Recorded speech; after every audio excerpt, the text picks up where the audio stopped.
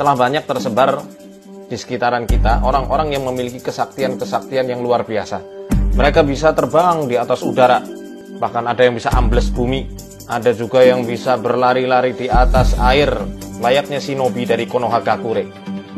Kemudian orang-orang awam pun akhirnya takjub terhadap kemampuan-kemampuan mereka, sehingga tidak sedikit pula dari mereka menganggap mereka itu adalah waliullah, orang-orang yang memiliki karomah. Padahal Al-Imam Asy-Syafi'i rahimahullah ta'ala berkata, "Idza ra'aitumur rajula yamshi 'alal ma'i wa yatiru fil hawa fala taghtarru bihi hatta tu'radu amruhu 'alal kitabi wa sunnah." Apabila kalian melihat seseorang yang mampu berjalan di atas air atau terbang melayang di udara, maka jangan kalian tertipu dengan kemampuannya itu hingga nampak pada kalian sikapnya terhadap Al-Quran dan juga As-Sunnah. Al-Quran telah menjelaskan poin-poin yang bisa kita pegang untuk membedakan mana waliullah dan mana wali setan. Allah Ta'ala berfirman dalam surat Yunus ayat 62-63, di mana Allah Ta'ala berfirman, "A'udzu billahi minasyaitonir rajim. Ala inna awliya Allahi la khaufun 'alaihim wa la hum yahzanun, alladzina amanu wa kanu yattaqun." Ketahuilah, sesungguhnya para kekasih Allah tidak akan pernah takut dan tidak akan pernah sedih, yakni mereka orang-orang yang beriman dan mereka orang yang selalu bertakwa. Beriman maksudnya adalah dengan menjaga ketauhidannya sebenar-benarnya, tanpa mencampur adukan tauhid dengan kesyirikan, dan mereka betul-betul menjaga ketakwaannya dari apa-apa yang Allah haramkan. Demikian pula yang Allah firmankan di dalam surat Al-Anfal, "In awliya'uhu illal muttaqun walakinna aktsarahum la ya'lamun." Wali-wali Allah hanyalah orang-orang yang bertakwa, tetapi kebanyakan mereka tidak mengetahuinya. Dari dua ayat ini kita bisa menyimpulkan bahwasanya waliullah itu tidak akan pernah lepas dari sifat takwa. Apa yang dimaksud dengan takwa? Takwa mencakup 3 makna besar. Yang pertama adalah menjaga diri, menghindari dan menjauhi. Tentu menjaga diri, menghindari dan menjauhi dari apa-apa yang Allah haramkan, apa-apa yang Allah murkai. Maka bagaimana mungkin karomah itu datang kepada wanita yang tidak berjilbab, tidak menjaga auratnya dengan benar. Ketika mengobati, dia tidak menjaga batasan antara dirinya dengan orang yang bukan mahramnya. Demikian juga sebaliknya, bagaimana mungkin karomah itu datang kepada laki-laki yang tidak pernah menjaga batasan antara dirinya dengan apa-apa yang Allah haramkan, masih dengan bebas menyentuh-nyentuh kulit wanita tanpa adanya penghalang, berdua-duaan dengan wanita yang bukan mahramnya ketika mengobati, masih suka meninggalkan sholat, dan masih melakukan kemaksiatan-kemaksiatan dengan terang-terangan atau dosa-dosa besar yang dilakukannya selama ini. Maka itu bukan karomah, melainkan fasilitas yang diberikan oleh para setan yang mengikutinya.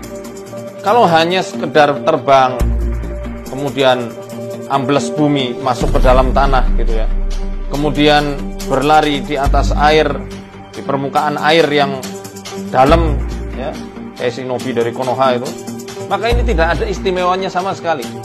Bahkan kalau dia bisa menghilang atau mempunyai kemampuan berlari secepat kilat layaknya The Flash, itu juga bukanlah suatu hal yang menakjubkan, bukan suatu pertanda bahwasanya dia adalah waliullah yang memiliki karomah. Ini dijelaskan oleh Al-Qusairi yang meriwayatkan dari Al-Bustami. Ketika ada kabar bahwa ada orang yang mampu pergi ke Mekah dalam waktu semalam, maka Al-Bustami mengatakan, "Asyaitanu yamshi fi sa'atin minal masyriqi ilal maghribi fi la'natillah." Ibaratnya Al-Bustami itu pengen mengatakan, apa kehebatannya? Setan aja melintasi bumi dari timur ke barat dalam waktu yang sesaat di dalam laknatnya Allah. Jadi kalau hanya sekedar kelebihan-kelebihan itu yang menjadi patokan orang tersebut punya karomah, kemudian orang-orang menganggapnya sebagai wali, kata Al-Bustami, itu bukan apa-apa.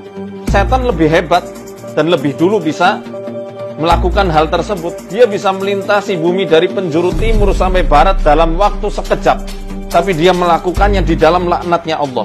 Kemudian Al-Bustami juga pernah mengatakan, "Wa ayu ujubatin fi hadhihi tayrun ya'kulul maitata yamurru fil hawa wal mu'minu asyrafu minat tayr."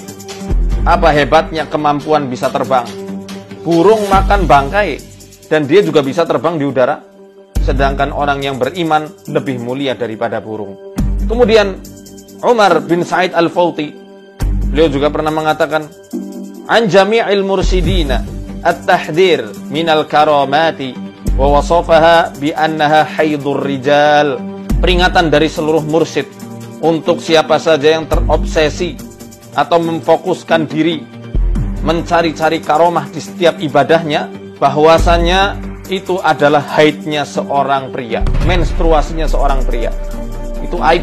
Kalau ada orang beribadah kok fokus dapat karomah, puasa kok pengen dapat karomah dalam bentuk bisa kebal misalnya, bisa melumpuhkan lawan dari jarak jauh tanpa menyentuh, ya.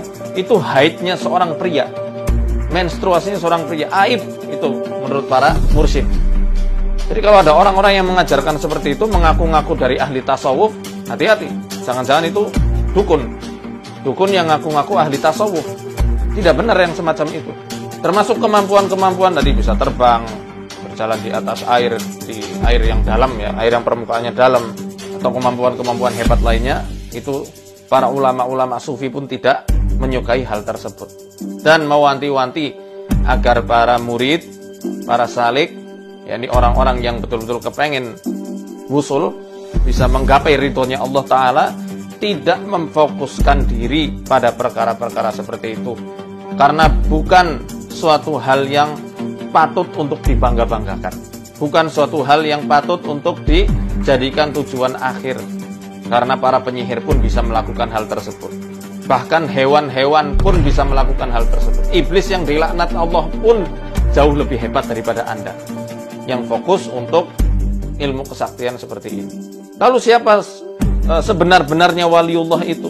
Al-Imam Asy-Syafi'i rahimahullah ta'ala pernah berkata, mereka orang yang patut untuk disebut sebagai waliullah adalah mereka-mereka yang punya ilmu agama dan mengamalkan apa yang telah mereka pelajari. Ya, mereka penuntut-penuntut ilmu, para asatidzah, para kiai yang betul-betul mengamalkan ilmunya, mengajarkan ilmunya di pelosok-pelosok kampung, menyebarkan dakwahnya, itulah para waliullah. Imam Syafi'i mengatakan, in lam yakunil fuqaha'ul 'amiluna awliya Allah, falaysa lillahi waliyun. Jika para fuqaha ulama yang mengamalkan ilmu mereka tidak disebut waliullah, maka Allah tidak punya wali. Jadi kalau pengen jadi waliullah yang sebenar-benarnya, pengen menjadi kekasih Allah, belajar ilmu fikih, belajar ilmu tauhid, belajar ilmu tafsir, kemudian ajarkan kepada umat yang membutuhkan. Niscaya Allah akan terangi Anda dengan cahayanya. Karena ilmu ini adalah cahaya Allah yang Allah sematkan di hati seorang hamba.